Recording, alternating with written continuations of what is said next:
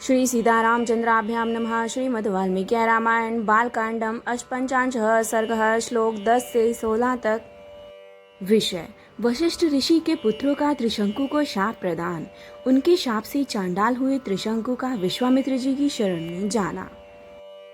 अथ रात्र्यां व्यतीतायां राजा चांडाल तां गतः नीलवस्त्रधरो नीलः पुरुषो ध्वस्तमूर्धजः चित्यमालांगरागश्च आयासाभरणो अभवत्।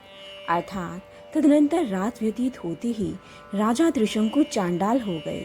उनके शरीर का रंग नीला हो गया, कपड़े भी नीले हो गए, प्रत्येक अंग में रुक्षता आ गई, सिर के बाल छोटे छोटे हो गए, सारे शरीर में चिता की राख सी लिपट गई, विभिन्न अंगों में यथास्थान लोहे के गहने पड़ गए। तम दृष्ट्वा मंत्रिणः सर्वे त्यज्य चाण्डालरूपिणं प्राद्रवन् सहिता रामपौरा ये अस्यानुगामिनः।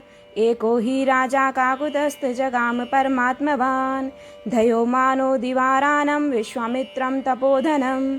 अर्थात श्री राम अपने राजा को चांडाल के रूप में देखकर सब मंत्री और पुरवासी जो उनके साथ आए थे उन्हें छोड़कर भाग गए। कुकुतुस्थ नंदन वे धीर स्वभाव नरेश दिन रात चिंता की आग में जलने लगे और अकेले ही तपोधन विश्वामित्र की शरण में गए। विश्वामित्रस्तु तं दृष्ट्वा राजानं विफलकृतं चाण्डालरूपिणं राममुनिः कारुण्यम् आगतः। कारुण्यात् सह मातेजा वाक्यं परं धार्मिकः इदं जगाद भद्रं त राजानं घोरदर्शनं किमागमन कार्यं ते राजपुत्र महाबल अयोध्याधिपति वीर शाप चंडालताम गतः। अर्थात श्री राम विश्वामित्र ने देखा राजा का जीवन निष्फल हो गया है। उन्हें चांडाल के रूप में देखकर उन महातेजस्वी परम धर्मात्मा मुनि के हृदय में करुणा भर आई। वे दया से द्रवित होकर भयंकर दिखाई देने वाले राजा त्रिशंकु से इस प्रकार बोले, महाबली राजकुमार, तुम्हारा भला हो।